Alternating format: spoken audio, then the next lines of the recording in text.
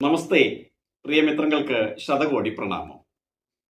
ഇന്ന് നിങ്ങളുടെ ശ്രദ്ധയിലേക്ക് എത്തിക്കുവാനായി ശ്രമിക്കുന്നത് 2025 മാർച്ച് മാസം 29 ശനിയാഴ്ച മധ്യാഹ്നത്തിന് ശേഷം ഏകദേശം 12:45 ശനിഗ്രഹം സ്വക്ഷേത്രമായ കുംഭം രാശിയിൽ നിന്ന് വ്യാഴക്ഷേത്രമായ മീനം രാശിയിലേക്ക് മാറിയിരിക്കുകയാണ്.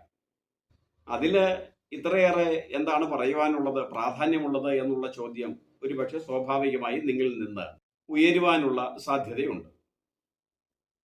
അതുകൊണ്ടാണ് ഇവിടെ ഒന്ന് സൂചിപ്പിക്കുന്നത്. ശനിയുടെ ഈ മാറ്റം ചില നക്ഷത്രജാതർക്ക് വളരെ ഗുണപ്രദവും മറ്റു ചില നക്ഷത്രജാതർക്ക് വളരെയേറെ സങ്കടത്തെയും പ്രദാനം ചെയ്യുന്നു. സങ്കടത്തെ പ്രദാനം ചെയ്യുന്നു എന്ന് പറഞ്ഞതുകൊണ്ട് ആരും ഭയപ്പെടേണ്ടതൊന്നുമില്ല കേട്ടോ. മുൻകൂറായി സൂചിപ്പിച്ചത് എത്താൻ സാധ്യതയുള്ള സങ്കടങ്ങളെ നമ്മൾ കരുതിയിരുന്നാൽ ഒരു പരിധിവരെ അതിൻ്റെ തീവ്രത കുറയ്ക്കുവാൻ കഴിയും. ഒരുപക്ഷെ അതിൽ നിന്ന് പരിപൂർണമായി മുക്തി നേടുവാനും നമ്മൾക്ക് കഴിയും.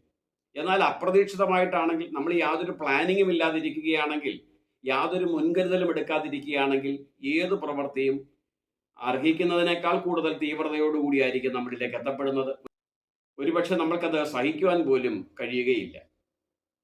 എന്നാൽ കാലേകൂട്ടി അതിനെ കാണുവാനും ചില മുൻകരുതലുകൾ എടുക്കുവാനും ശ്രമം നടത്തിയാൽ തീർച്ചയായും പരിപൂർണമായ രക്ഷ കരഗതമായില്ലെങ്കിലും ഒരു പരിധി വരെയെങ്കിലും അതിൽ നിന്ന് നമ്മൾക്ക് മോചനം നേടാൻ സാധിക്കും. അതുകൊണ്ട് ഈ ശനിയുടെ ഭാവമാറ്റം ഏതൊക്കെ നക്ഷത്രജാതരെ ഏതൊക്കെ രീതിയിലായിരിക്കും ബാധിക്കുന്നത് എന്നും അങ്ങനെ ബാധിക്കപ്പെടുന്നവർ അതിന് പരിഹാരമായി എന്താണ് ചെയ്യേണ്ടത് എന്നുമാണ് ഇന്ന് പ്രിയമിത്രങ്ങളുടെ ശ്രദ്ധയിലേക്ക് എത്തിക്കുന്നത്. ആദ്യമായി ശ്രദ്ധിക്കേണ്ടത് മേടക്കൂറിൽപ്പെട്ട അശ്വതി, ഭരണി, കാർത്തിക, ആദ്യപാദ നക്ഷത്രജാതരാണ്. ഈ നക്ഷത്രജാതരെ സംബന്ധിച്ചിടത്തോളം ഇവർക്ക് 7.5 ശനിയുടെ ആരംഭം തുടങ്ങുകയാണ്. 7.5 ശനി എന്ന് കേൾക്കുമ്പോൾ തന്നെ നമ്മൾക്കറിയാം, വരുത്തി വെക്കുന്ന ദുരന്തങ്ങളും ദുഃഖങ്ങളും ചില്ലറയൊന്നുമല്ല. എന്താണ് അതിനുള്ള പരിഹാരം?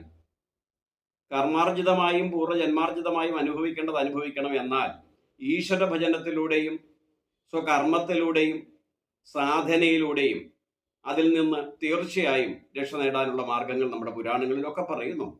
അതുകൊണ്ട്